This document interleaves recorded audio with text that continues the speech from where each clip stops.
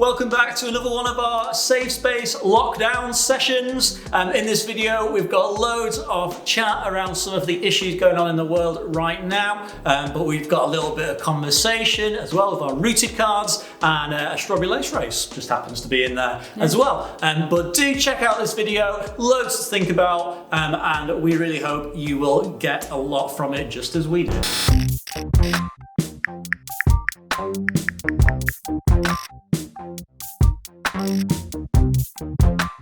Great, so we always like to make our videos a safe space to explore the big issues of life and faith. And one of the things that we always do is we have a question from our rooted pack of cards made by Scripture Union. The question we asked last time, Hettie, was how would you describe your dream day?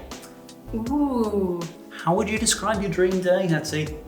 I could probably come up with some sort of like, whoa, amazing things. Okay. However, like last week, it was kind of a bit of a dream day of your birthday. Oh, because I like doing things for other people, and I really enjoyed like wrapping all your presents up and stuff. And I like seeing people happy and having a great time. I did really enjoy it. It was really good. And I'm, very grateful. I'm very grateful to everyone that wished me happy birthday. I am 30 now, and I kind of feel old, but we made the most of it. We had a good time. It was great. Did you know, Hettie, that this question, how would you describe your dream day, actually reminds me of someone who I think we should be thinking quite a bit of at the moment. A chap called Reverend Martin Luther King Jr., who said this. He said, "I have a dream that my 4 little children will one day live in a nation where they will not be judged by the colour of their skin,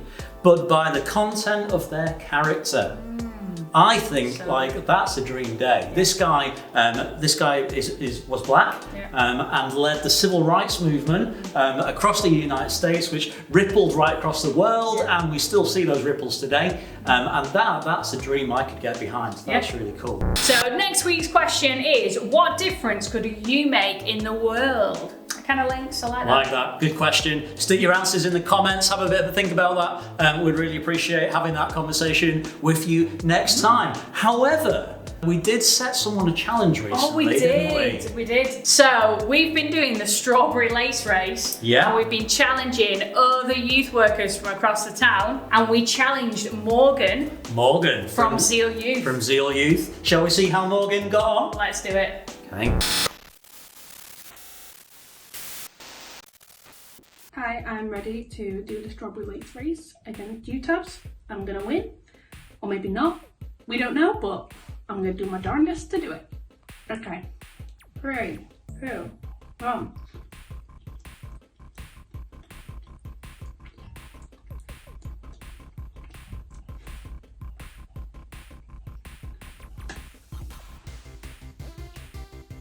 Is eating time included? I hope not. Anyway, that was fun. Hope I won if I did. In your face if I didn't. Oh, I'm so sad. Anyway, yeah, thanks for challenging me and nominating me. Let's see if anyone can beat that, okay? Ooh.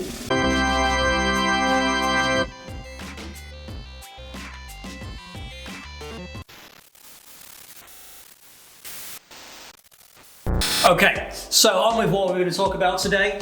You will have probably had your eyes completely closed and your ears sealed shut if you hadn't seen something about this over the last couple of weeks. And we'd like to talk about that. Yeah.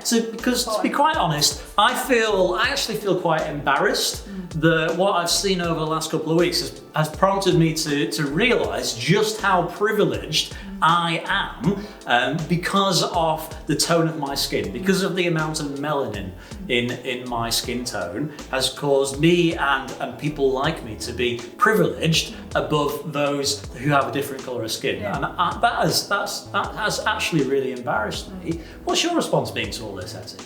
Well, my response, I'm quite an emotional, feelings kind of person, and so I was feeling quite emotional about it, that it's so awful that this thing happens today in this society.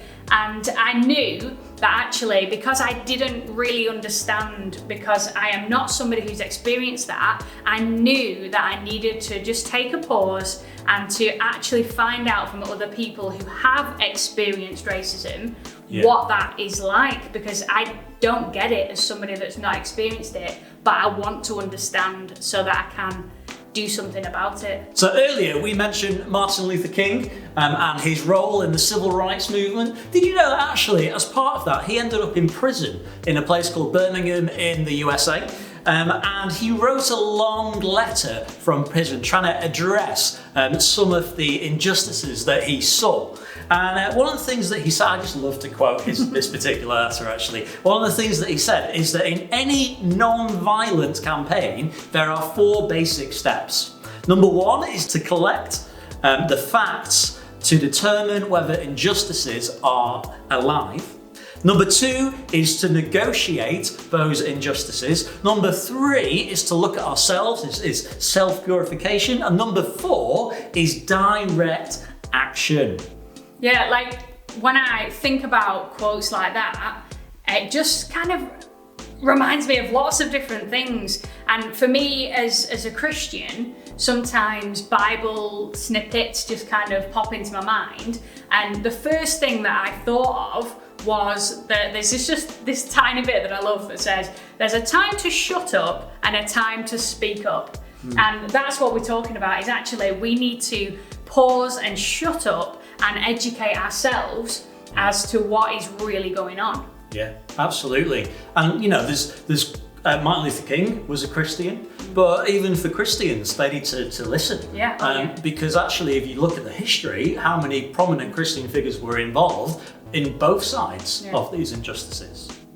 So I would want to say to perhaps any black person watching this that there's no possible way that I could understand all the fullness of that experience of being discriminated against because of the colour of your skin. But I want to do my absolute utmost to understand that as best as I can and to best inform myself of what that's like. And to be honest, like there's so much going around that we could use to inform ourselves. Like what have you been doing, Hettie, to better educate yourself on what's going on? I've been trying to listen. So there are friends of mine who are black that were able to share on Facebook, here is what I'd like you to do if you've not experienced what I've experienced. And so for me, I really gained a lot of understanding from reading the posts of people, reading blogs, reading books. So there's a particular book that was by someone that lives in London, which means that it's about UK racism, which was really, really helpful. I found it really helpful to watch films. So there's a film we watched recently called Just Mercy, and it was brilliant. Yes, the story's from like 30 years ago in America, but it highlights issues that people were facing, and actually some of which people are still facing today. And so it's important to be educated, and I've started with that. That's a start. Yeah, in fact, Martin Luther King, in that same letter, he said, and I love this quote, he said that whatever affects one directly affects all indirectly. That means that whatever we learn, actually we're learning about things that may not affect us directly, but indirectly we should be feeling that. And when we've talked about listening and learning, but what do we do beyond that, Hettie? Well, I think to start with, before all that, we recognise that actually, for myself as someone who is white, I have privilege that I have not done anything to earn just because of the colour of my skin, and it's important that I recognise that exists. Absolutely. And actually, for a lot of people watching this, we live in a town where 92% of people would describe themselves as white British. So actually a lot of white British people will be potentially watching this video. And therefore, as people who are white British, we need to recognise our privilege and we need to actually speak up. We do. Like, racism isn't a black people's problem, it's a white people's problem. It is. It's something that we need to do, and we need to step up, and we need to stand up, and we need to do what we can to be able to speak up for other people and to be able to make a difference. And so for now, we've said enough. We need to go back, I think, to listening and to continuing to learn and educate ourselves. And I would want to say to anyone watching this, please do the same.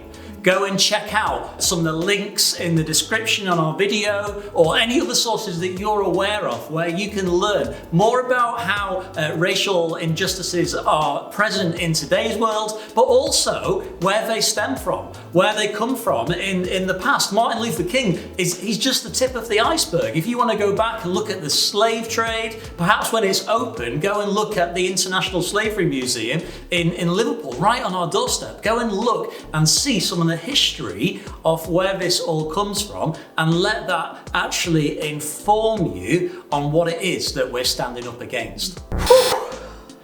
Wow, Hettie, that was deep today, wasn't it? Yeah, got a lot of thoughts, a lot of feelings, a lot of things I need to do. All the feels, yeah. Okay, so we want to continue thinking about this. Really, honestly, do check out some of those links in our description on the video, and answer our rooted question in the comments. What difference can we make in the world? A lot to think about there, and we will hopefully see you in our next video. Do remember to subscribe to our channel. We continue to put out some content, and we might even try and put some more extra content out around some of these issues in the coming weeks. So it's a big goodbye from us, and we'll see you soon.